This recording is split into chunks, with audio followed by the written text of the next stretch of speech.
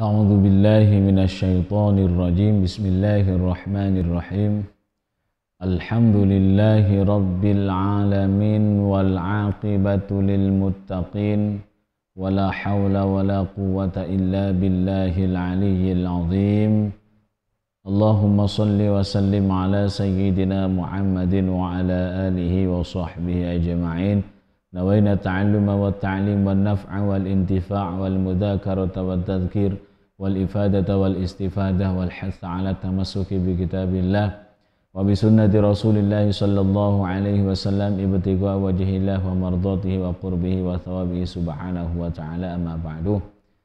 Kita akan melanjutkan muthala'ah kita yang ketiga, bagian ketiga, masih dalam bab pertama tentang menuntut ilmu dalam kitab Bustanul Arifin yang dikarang oleh Syekh Nasir bin Muhammad bin Ibrahim As-Samarqandi. Untuk lebih barokahnya, marilah kita mulai dengan membaca surah Al-Fatihah. Ala hadhihi niyya wa ala kulli niyatin salihah wa ila hadratil Mustafa Muhammadin sallallahu alaihi wasallam. Al-Fatihah. A'udzu billahi minasyaitonir rajim. Bismillahirrahmanirrahim. Alhamdulillahi rabbil alamin. Ar-Rahmanir Rahim. Maliki yaumiddin. Iyyaka na'budu wa iyyaka nasta'in. Ihdinas siratal mustaqim.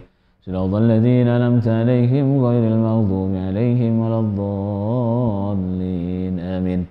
Wa qala al-musannif rahimahullahu ta'ala wa nafa'na bihi wa bi'ulumihi fid dharain. Amin. Bismillahirrahmanirrahim. Wa an Ali bin Abi Thalib annahu qala an-nasu rajulani 'alimun rabbaniyun wa muta'allimun 'ala sabilin najati wasairuhum hamajun ra'aun adba'u kulli na'ikin yamiluna ma'a kulli rihin.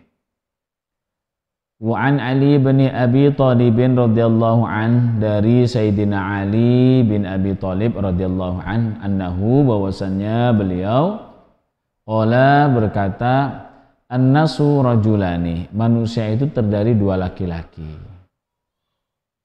Alimun rabbaniyun, yang pertama orang berilmu lagi rabbani, artinya total berusaha dan beribadah kepada Allah. Dengan kealimannya adalah merupakan usaha untuk beribadah kepada Allah dengan baik. Wa muta'allimun ala sabilin najati, kemudian laki-laki yang kedua adalah pengajar kepada jalan keselamatan. Wasairuhum, sedangkan orang-orang yang selain mereka berdua, hamajun, adalah orang gembel, ro'aun, orang jelata, adba'u kulli na'ikin, lagi orang yang menurut kepada setiap pembentak. Yamiluna, mereka bisa condong, ma'akulli rihin, bersama setiap hembusan angin. Jadi yang akan dominan untuk mudah diarahkan, diatur adalah orang-orang yang bersifat seperti apa? Gembel, orang jelata, dan mereka yang mudah dibentak. Ketika dibentak, dia akan mengikuti arah angin, arah kemauan orang lain.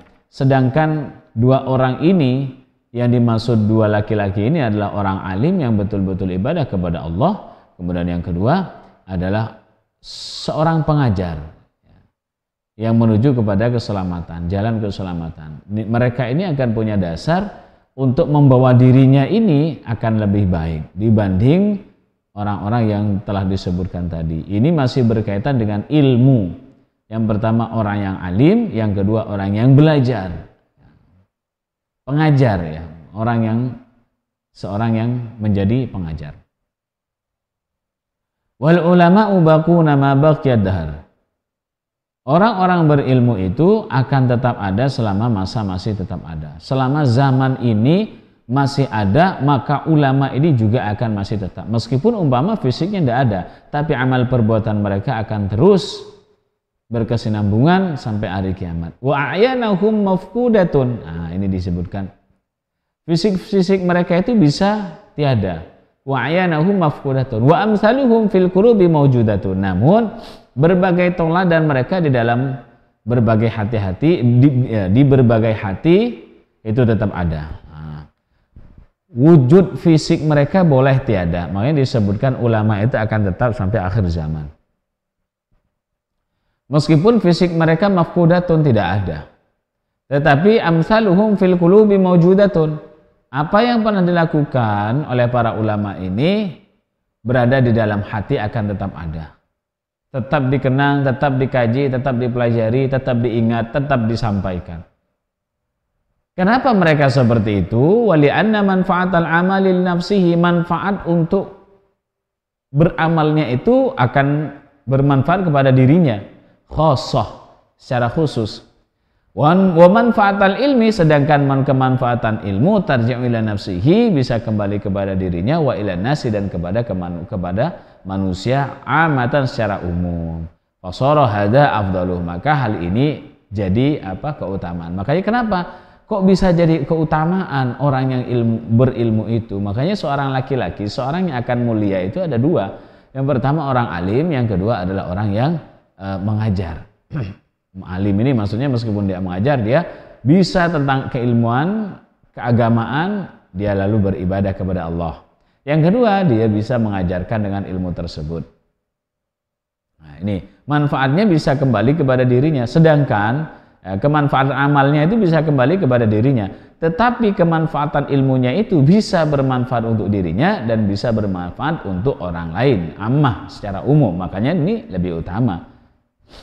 Lianna Nabi alaihi salam qala, karena sungguhnya Nabi Muhammad sallallahu alaihi wasallam pernah bersabda, khairun nasi, sebaik-baik manusia, man adalah orang, yanfa'u, yang bisa memberikan manfaat, siapa orang, an-nasa, kepada manusia lainnya.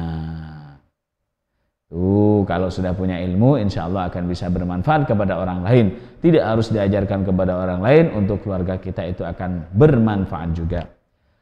Wa ruwiya anna rajulan sa'ala Rasulullah sallallahu alaihi wasallam, diriwayatkan bahwa seseorang laki-laki bertanya kepada Nabi Muhammad sallallahu alaihi wasallam, ayyul a'mali afdalu, perbuatan apa yang lebih utama? Faqala al-ilmu, maka Nabi Muhammad itu menjawab, ilmu itu lebih bagus. Kata Nabi Muhammad, ilmu. Kenapa ilmu? Nanti disebutkan di akhir ceritanya.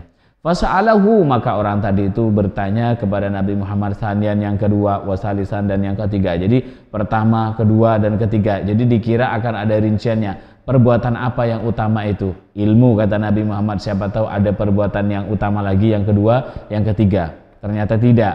Misra jawabi fajabahu, maka Nabi Muhammad menjawabnya misra jawabihil awal, sebagaimana jawaban Nabi Muhammad al-awwali, yang pertama. Sama jawabannya. Amal apa yang paling utama? Ya ilmu. Faqala ya Rasulullah, maka laki itu berkata, ini penasaran, alaikassalam, mudah-mudahan tetap kepadamu, assalamu, kesejahteraan. Ini as'aluka anil amal, sesungguhnya aku as'aluka, bertanya kepadamu, anil amal, tentang amal ibadah. Faqala alaihi salatu wassalam, maka Nabi Muhammad menjawab, wahai Nabi, saya ini bertanya tentang amal ibadah, kok jawabannya sama semua tentang ya ilmu, ilmu, dan ilmu paling utama itu, kata Nabi Muhammad. Ini seolah-olah orang yang bertanya itu setengah mengkritik. Nabi, saya ini bertanya tentang amal ibadah, kok jawabanmu tetap itu? Begitu. Lalu dijawab sama Nabi Muhammad, hal yakbarullahu al-amala illa bil ilmi, apakah Allah akan menerima sebuah amalan-amalan illa bil ilmi, kecuali dengan ilmu? Tiadalah Allah akan menerima sebuah amalan-amalan kecuali dengan ilmu. Ilmu itu paling utama. Amalan perbuatan apapun, umpama mengatakan, amal perbuatan paling utama itu sholat, tapi kalau tidak diilmui, ya percuma. Amal perbuatan yang paling utama itu adalah zakat, juga ketika tidak diilmui, maka akan percuma. Dan semua amal ibadah harus kita ilmui semua, maka ilmu itulah paling utamanya amal ibadah. Wa ruwiya anna Rasulullah sallallahu alaihi wasallam, dan diriwayatkan bahwa Rasulullah sallallahu alaihi wasallam telah bersabda, inna afdhala ma, sesungguhnya utamanya sesuatu, yatasaddaqu, yang bersedekah, bihi, dengan ma, al-'abdu, siapa seorang hamba, ayyata'allama al-ilmah, yakni ialah ia mengajarkan al-ilmah, kepada ilmu, thumma yu'allimahu, belajar. Ayyata'allama, yakni ialah belajar siapa orang al-ilma, kepada ilmu, summa, kemudian yu'allimahu, mengajarkan siapa orang hu, kepada ilmu tersebut, ghairahu, kepada orang lain. Jadi Kata Rasulullah Shallallahu Alaihi Wasallam, sesuatu yang paling utama yang seorang hamba itu bersedekah. Ya. Orang itu akan bersedekah dan pahalanya itu lebih utama daripada sedekah-sedekah yang lainnya adalah ketika dia menjadi seseorang pelajar atau dia mempelajari suatu ilmu kemudian ia mengajarkan ilmu itu kepada orang lain, maka itu adalah sedekah paling utama. Bukan harta yang paling utama, tapi ilmu. Karena ilmu itu adalah dasar dari semua ibadah-ibadah yang akan dilakukan oleh seorang hamba. Ketika ilmunya bagus lalu diamalkan, maka amal ibadah yang lain itu akan mengikuti bagus pula. Wal akhbaru fi hada katsiratun. Dan hadis-hadis mengenai menuntut ilmu ini katsiratun, sangat banyak sekali. Itu saja akhir dari bab pertama tentang ilmu. Kita kaji sampai 3 kali pertemuan dan insyaallah kita akan masuk kepada bab kedua mengenai penulisan ilmu. Mudah-mudahan bermanfaat. Itu saja yang bisa saya sampaikan. Wallahu a'lam bishawab. Wassalamualaikum warahmatullahi wabarakatuh.